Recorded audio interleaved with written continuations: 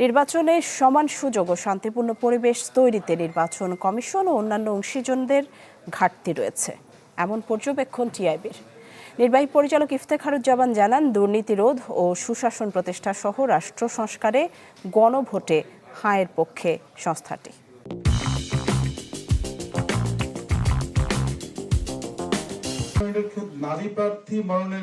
গণভোট ও প্রাক নির্বাচন পরিস্থিতির শীর্ষক প্রতিবেদন প্রকাশে রাজধানীর মাইডাস সেন্টারে টিআইবির সংবাদ সম্মেলন, যেখানে উঠে আসে নির্বাচন ও আইন শৃঙ্খলা পরিস্থিতি সহ সাম্প্রতিক বিভিন্ন ইস্যু।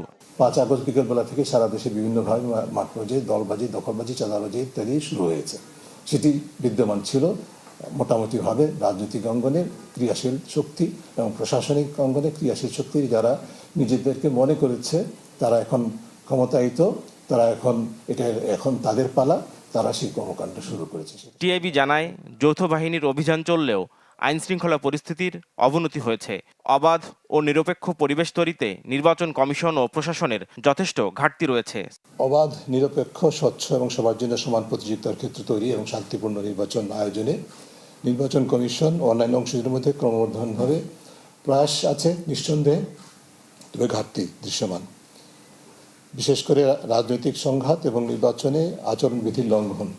এ সময় দুর্নীতি রোধ ও সুশাসন প্রতিষ্ঠা সহ রাষ্ট্র সংস্কারে গণভোটে টিআইবির অবস্থান তুলে ধরেন তিনি। বাংলাদেশে সুশাসন, বাস্তব গণতান্ত্রিক উত্তরণ এবং জবাবদিহিমূলক সরকার ব্যবস্থা দুর্নীতি প্রতিরোধে অত্যন্ত সহায়ক বলে আমরা মনে করি।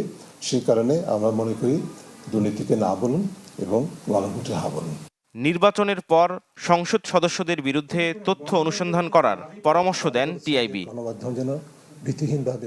নাফিউল ইসলাম লিংকন, চ্যানেল 24, ঢাকা।